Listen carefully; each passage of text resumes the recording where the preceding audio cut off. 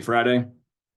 Today's topic is going to be one I'm asked about a lot, which is, imagine if you're a business buyer who's been actively searching for businesses, you finally get one under LOI, you're starting your due diligence period, or you're thinking about drafting your LOI, and you're asked the question, do you want to do a stock sale or asset sale?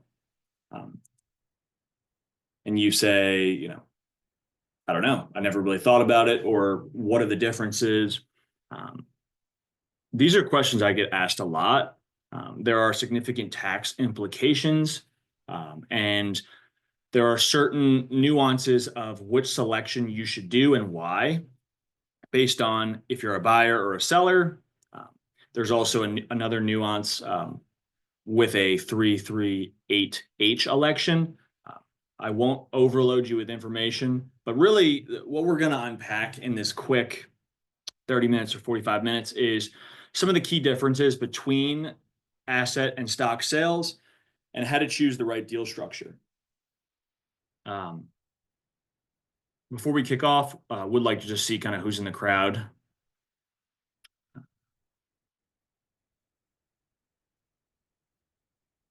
So where are you in your business search process? Under LOI, actively searching, just started searching, new to kind of this ETA space.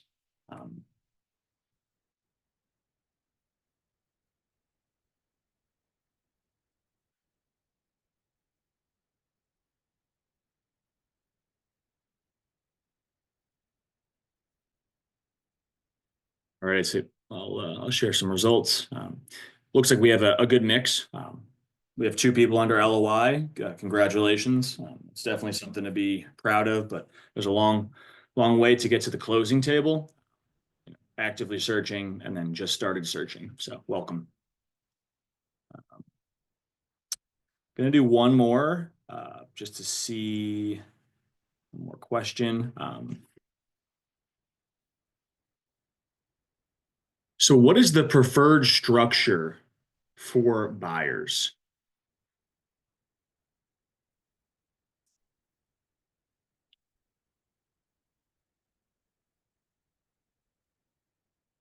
Is it asset sale or stock sale, or asset purchase or a stock purchase?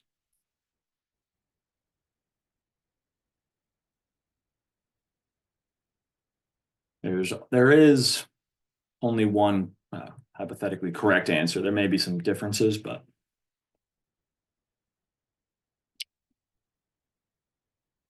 for those of you just joining, welcome. Quick polling question. What's the preferred structure for business buyers? If you can see it on your screen, feel free to chime in.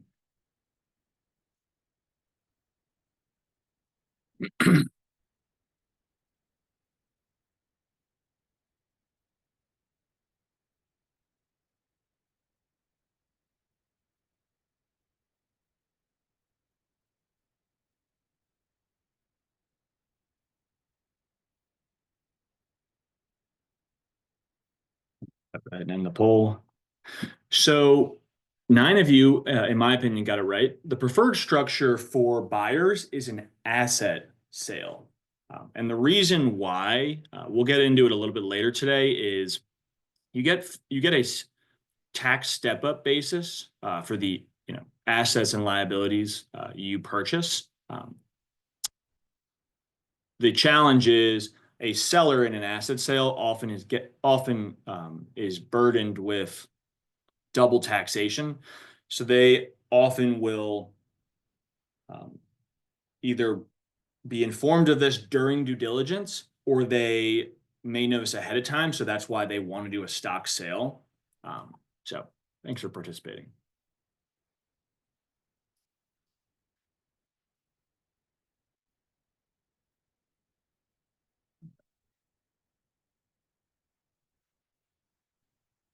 So where does these asset versus stock sale fit into the due diligence process?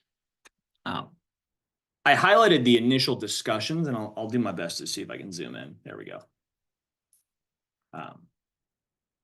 I highlighted in the initial discussions because that's where some of these items are going to come up. It may be clearly identified by the broker or the seller representative what sort of structure they're looking for. So be on the lookout if you're reviewing SIMs or marketing materials.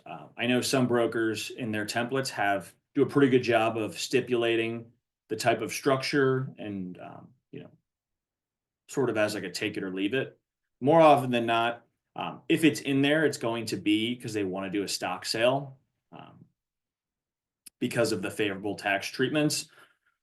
So when you're in the initial discussions, and certainly when you're in the LOI phase, think about what type of business you're looking at or thinking about submitting an LOI for, and then what structure would you like and why. What you don't want the scenario to be is, during due diligence, think financial, legal, operational, and tax diligence. I've seen this occasionally where it may have started out as an asset sale, but the seller's CPA or his counsel, once they do a little bit more research into the differences, will tell the seller, hey, you need to change the LOI to a stock sale, and here's why. I see this fairly frequently. So just kind of keep that in mind. There's a lot of nuances behind it. In my opinion, an asset sale should be lower priced than a stock sale because of the benefit that the party's receiving. So anyway.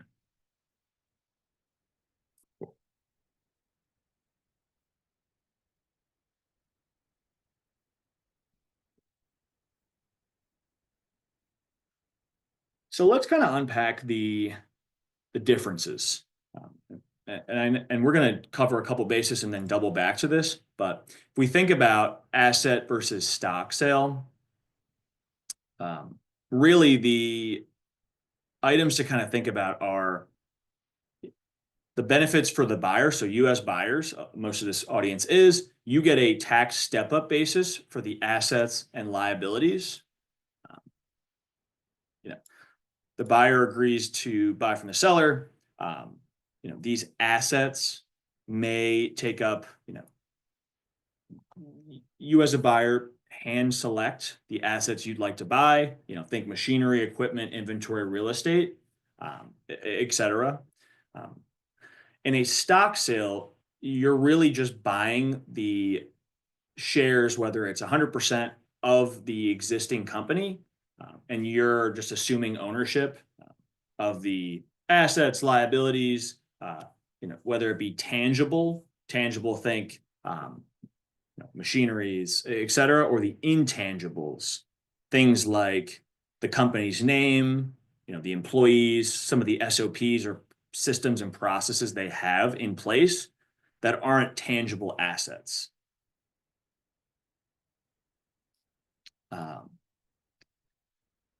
So you're acquiring everything in the stock purchase.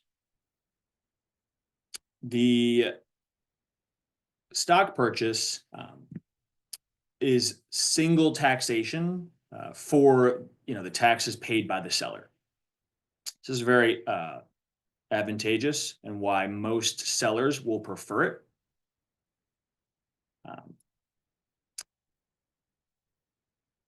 In the case of a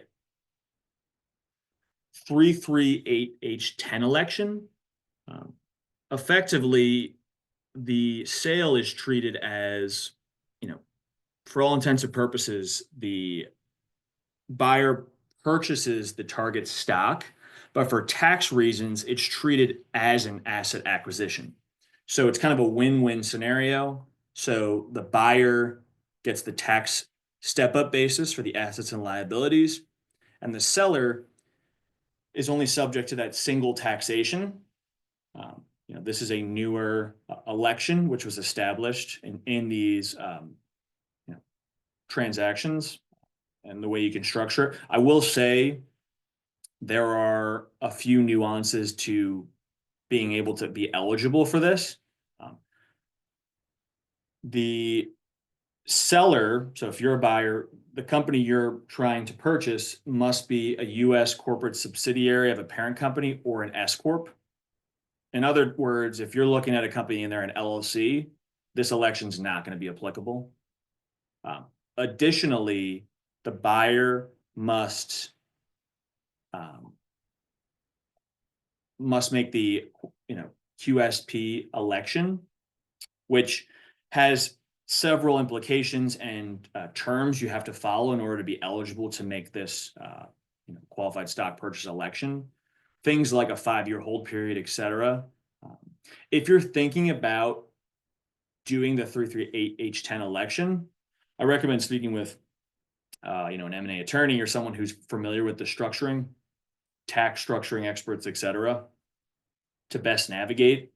A lot of times you will, I've seen buyers go down the route of thinking about doing the 338H10 election, but given the significant lift and kind of, paperwork, they ended up not doing it.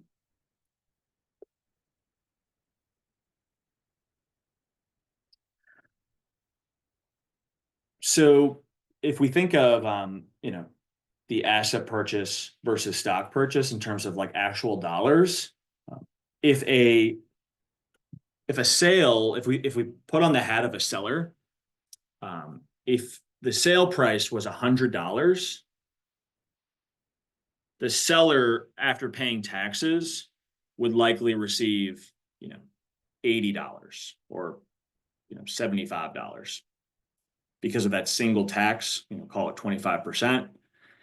In an asset sale, if it was still $100, the seller would be subject to double taxation, so they may only net $65. That's like the differences with between some of those real examples.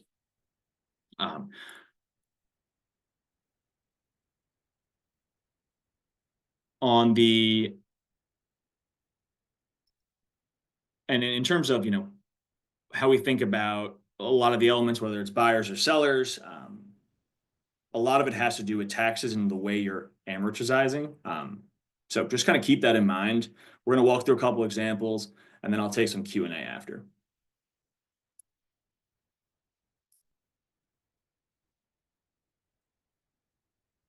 So if we look at a scenario of, let's just walk through a quick asset sale. What are the steps, et cetera. So if we look at the grid, before, what it looks like is the seller's company. The seller owns the assets and liabilities. The buyer agrees to buy from the seller the individual assets of the business. The buyer may wish to buy, certain items. They also agree to take up certain specific liabilities. Liabilities can be anything from like bank loans, debt the seller took out to finance the purchase of certain assets, accounts payable, contract obligations, and so on. In practice, it sounds simple enough, right? It's very simple. Like you really just you individually select the assets you would like to buy from the company.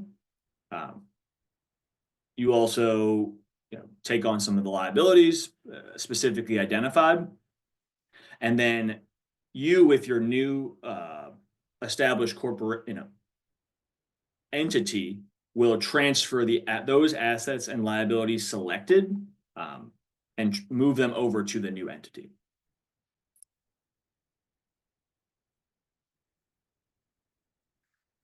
So the buyer transfers cash or something of value, and the target company transfers those assets and liabilities to the buyer. So step 2, the target company dissolves and transfers the cash with the remaining amount, to the shareholders, and the buyer assumes the assets and liabilities selected. More often than not, the old entity, which was where the business was currently being under is dissolved and closed.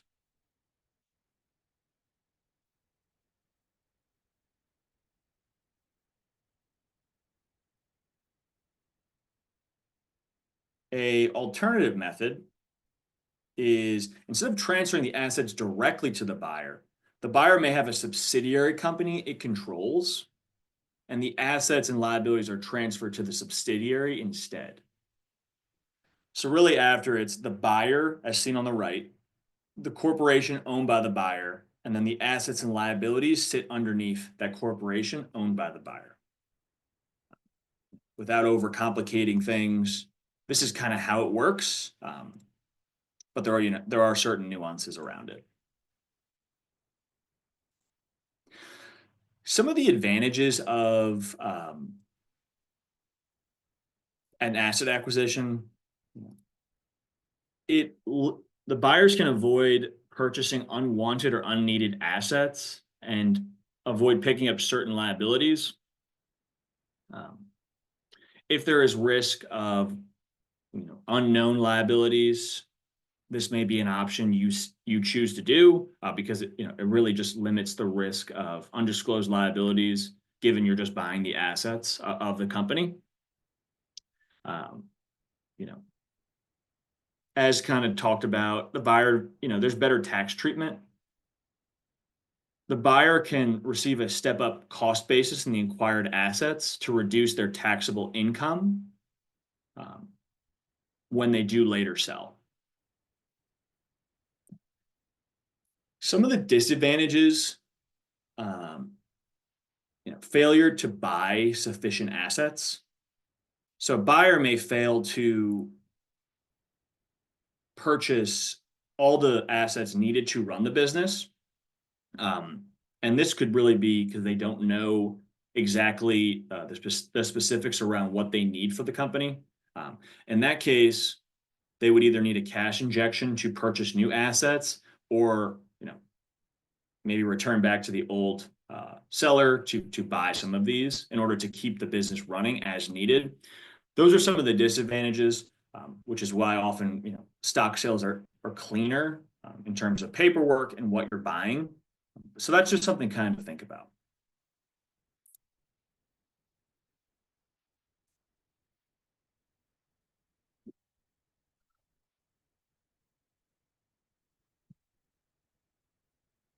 So a stock purchase. If we think about this, the stock acquisition, it does what it says. Like, if you're a buyer and you agree to buy the target company stock from its current shareholders. So, before, it's the stockholders of the target company. Very likely they own it and they maybe even run it.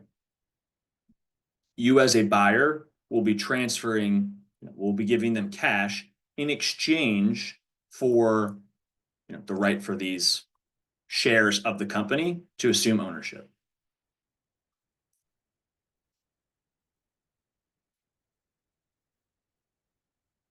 So, step one, buyer transfers cash or something of value to the shareholders. The shareholders then transfer the shares to the buyer.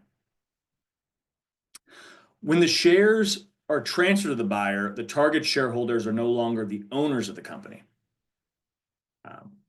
The buyer becomes the new owner once the shares are transferred, typically at the time of the signed purchase agreement. After this occurs, step two, the target shareholders receive their money for the sale of the shares, and the buyer is the new owner of said target company.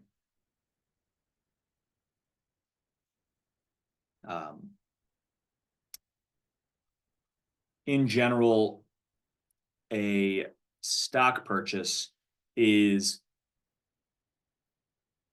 cleaner, inexpensive, and quick to execute because you're really just purchasing the shares of the company. The entity name is staying the same.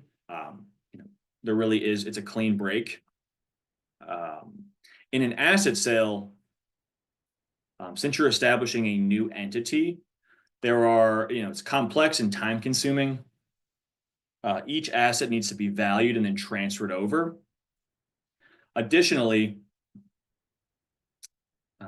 in an asset sale, you're going to need to establish new employee contracts after business closes with the new entity. Additionally, things that come up are customer contracts if they're applicable to the business. You may need to reissue new customer contracts or amend them to include the business of the new entity formed. There's a lot of nuances that goes into it, and it can just be time consuming. And if it's not done the right way, there could be, some consequences in that, it could leave yourself open for lost customers or renegotiation of certain vendors if there were contracts locked in place. There are certain scenarios where customers are required to go out to market and take bids for the work being performed in the time of an ownership change. A lot of this comes up in government and like municipal work. So that's something to kind of think about when you're selecting your structure you want to choose.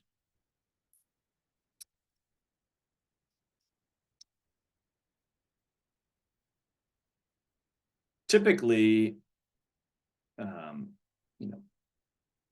eligible company structures, asset stock is virtually the same.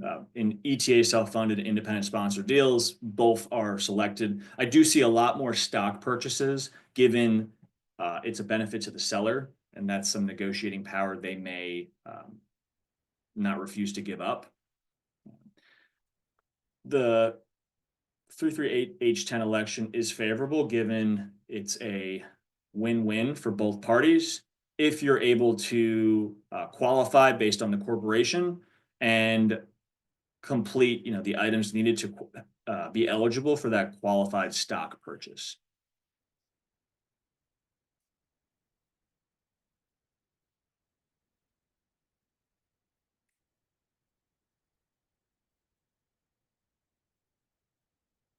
So this is another grid that breaks down the three. So, again, asset acquisition is preferred by buyers. If we kind of zoom in on, if we flip down towards the stock acquisition, which is preferred by the seller, if they're buying a company with 500 million of assets, 400 liabilities and equities, because goodwill can't be amortized, the buyer will not get the same tax benefits amortized over 15 years as in an asset acquisition. So there are some long-term implications you as buyers need to think about. Additionally, if we look at the 33-10 election, given it is treated like an asset sale in function, it's treated as a stock sale in function. For tax purposes, it can be viewed as an asset sale for the buyer and seller. The buyer can receive the tax benefits of amortization over 15 years of that asset step up. And the seller, similar to a stock sale, is only taxed once at the capital gain tax rate.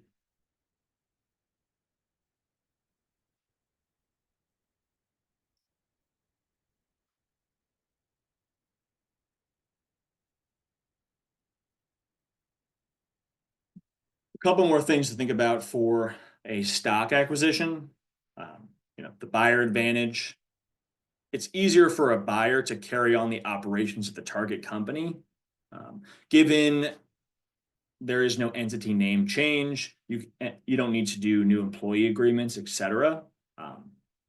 It is a lot less paperwork needed for you as a new buyer to be focused on in that change of ownership period. Another advantage is there's the consent from third parties is not needed. What I mean by that is, since the assets and liabilities remain under the name of the target, you don't need consent for a change of ownership. In an asset sale, you may need consent from third parties, given that it's a new ownership, the new entity you created.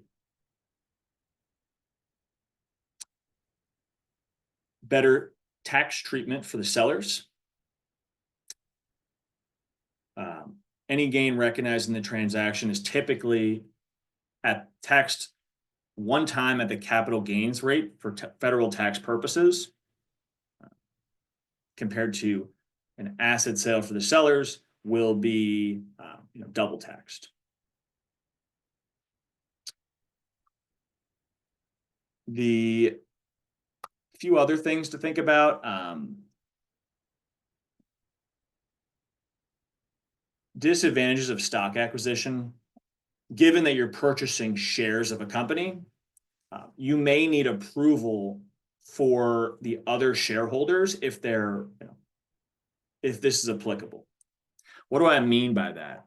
So let's say in reality, the business is owned, 80 shares are owned by a husband and wife, and then 20% of the shares are owned by a family friend. This was established at the time of sale. In order to purchase the shares of the company, all parties need to be on board. I've seen instances where the minority shareholder has doubts and concerns over the deal, and they may hold up the transaction due to not wanting to sell anymore, retain their shares, etc. So kind of keep that in mind. Holdouts from minority shareholders should be addressed up front during that LOI phase in order to avoid these complications at the time of closing.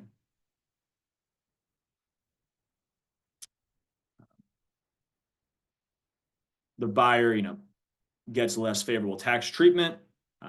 You would much rather prefer the step-up cost basis with some of those assets in order to reduce taxable income.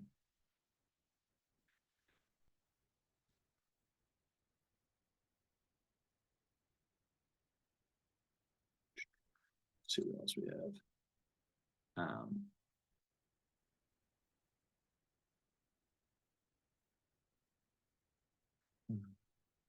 So I will take a couple questions, and then I may flip over through a few other things.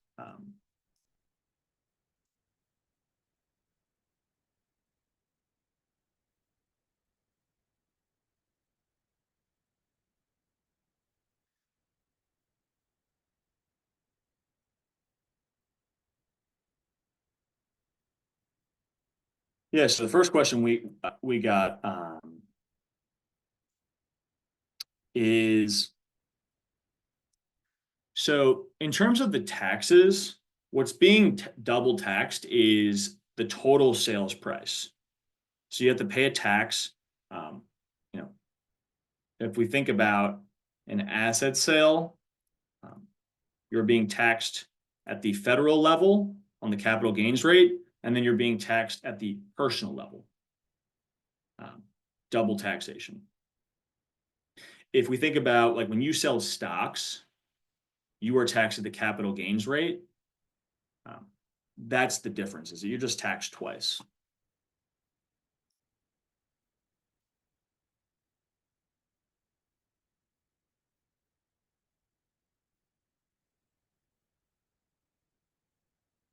I'm going to flip back to the 3 differences.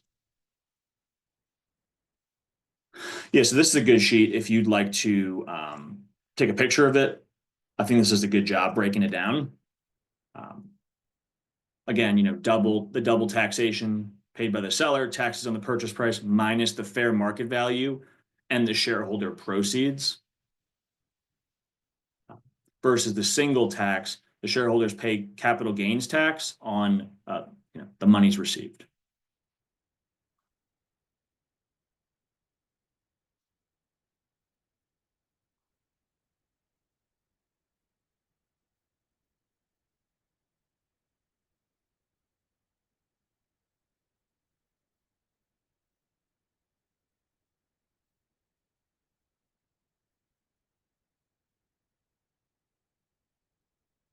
That was a good question. Appreciate the contribution. Another question, any difference between S Corp and C Corp in terms of the implications of a stock sale? That's a great question. So in the case of a stock sale, the S Corp are pass-through entities. So the selling shareholders generally receive capital gains treatment, which means they pay longer term capital gains tax. C Corps are still going to be subject to that double taxation because the seller benefits from capital gains, same as the S Corp. And then they're taxed at the corporation level. I don't often see C Corps in, call it SBA size deals. So think $5-7 million in enterprise value. More often than not, these companies are structured as S Corps. That's typically what I see.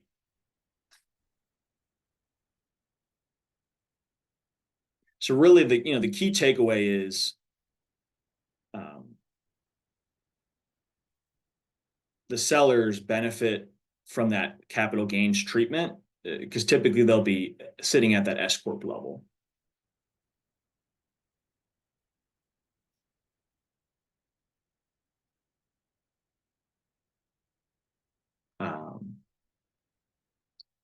Let's see. Have some more time for some questions.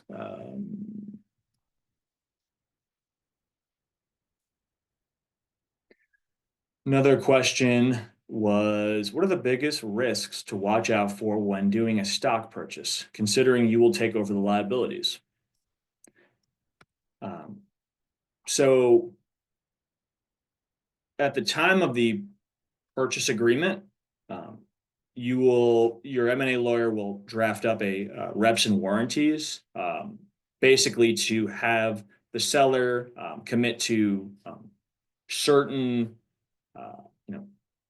basically it'll read like all liabilities have been disclosed at the time of sale. There are no outstanding lawsuits, etc., and they break down the specifics of it.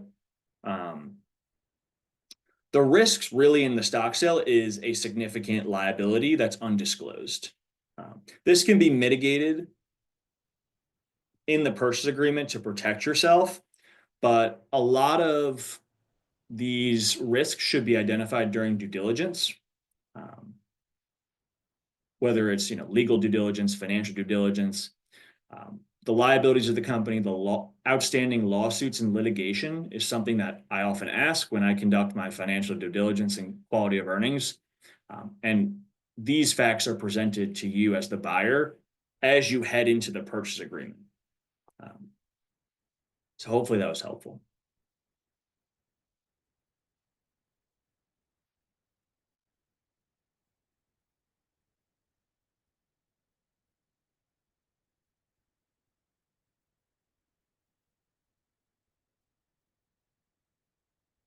Another question, when do you get involved in the process? Yeah, so for those of you who have just met, I lead a quality of earnings practice at O'Connell Advisory Group. I've been doing financial due diligence for over a decade. I work with you at the time of assigned LOI in order to conduct comprehensive financial and operational due diligence. A lot of what we do is verifying the earnings that are presented to you before you submitted an LOI, and we confirm that those are real through a variety of procedures. So if you're under LOI and you don't have a financial due diligence provider, I'd be happy to speak with you after this or in the next few days. If you're actively searching, I'd love to meet and just say hello, and see if I can help when you do get a business under contract, or LOI.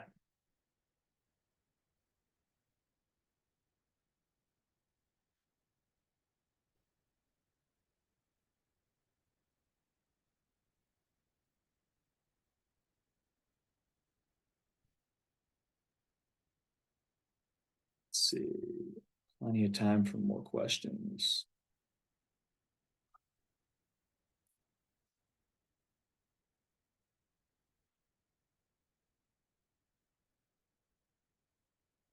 I'm going to flip back here. Someone asked for the differences. All of these slides can be obtained in my business buyers toolkit. You can get that for free by connecting with me on X. I've been putting together these templates and slides for the past 10 years of some of my best stuff. So I give that away completely free. So feel free to check out my X handle, which is SMB Deal Guy, for the Business Buyers Toolkit. It has things like the financial due diligence checklist, the stock versus asset sale slides, etc. So happy to give that away.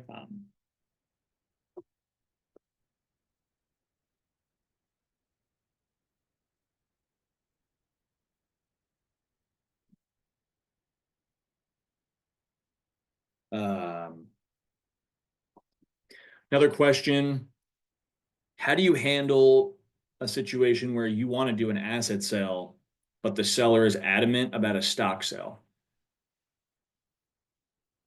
How do you handle that? This is such a common question, and I'm glad you brought it up. This happens on most of the deals I work with. Rightfully so, you as a buyer want to gain that favorable step-up basis, which is obtained only through an asset sale. The seller wants to simply reduce taxes, and they want to receive the most amount of money on a net basis after the transaction closes.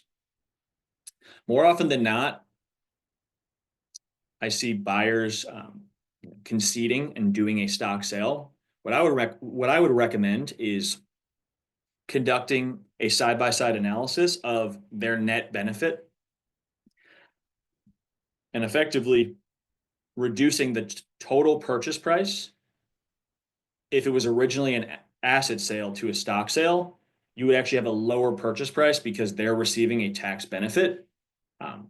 Again, if you take a 2-column Excel sheet and you just break down the purchase price, the tax rates in each scenario, and you show the net basis, if they want to make that change after the signed LOI from an asset to a stock sale, it would warrant a lower purchase price.